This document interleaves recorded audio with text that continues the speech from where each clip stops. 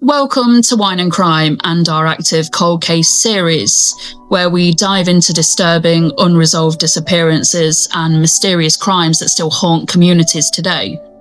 These cases are real, cold, and very much active. We cover them to keep the pressure on and hopefully help bring answers to those left behind. Today's episode takes us to Delaware Township, Pennsylvania, where in the year 2000, Sandra "Sandy" Baker, a vibrant woman in her 40s with a complicated personal history, vanished after a cryptic phone call and has never been seen again. On May the 25th, 2000, 46-year-old Sandra Baker started what seemed like a typical day. She lived with her fiancé, William, in Delaware Township. They were engaged to be married that fall, even though Sandy was technically still married to her last husband. William had also been previously married twice. William told police he saw Sandy that morning between 8:30 and 9 a.m. at a Sheetz convenience store off Route 18 near Transfer, Pennsylvania. She was driving her dark blue 1988 Honda Accord with Florida plates and a vanity plate that read Sandy. He said she later called him at 1 p.m, claiming she was in danger and couldn't come home, promising to call in a few days. But she never did. That was the last anyone heard from her. A witness later claimed to have seen her driving south towards Sharon, Pennsylvania, later that day. The next day, her car was found abandoned in the parking lot of the Shenango Valley Mall.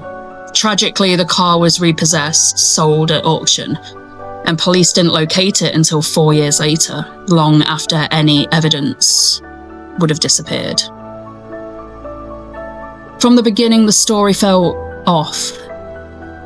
Sandra wasn't the kind of person to just walk away.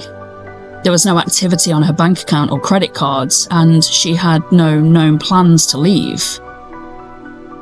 Then things took an even darker turn. In 2005, police named William as a suspect. They discovered he had hired a private investigator, Clifford Alley, to follow Sandra before she vanished. In a shocking twist, Alley was later charged with hindering the investigation. To avoid prison, Alley told authorities that William confessed to strangling Sandra during a jealous rage. He claimed William buried her body in a container not far from his parents' home. But here's the catch. Alley failed a lie detector test and his plea deal fell apart. He later admitted to lying to protect his own children, who he claimed William had threatened. Alley served 4 years in prison for obstruction. Sandra's case? Still unresolved. Even though this case is old, somebody knows what happened to Sandy Baker.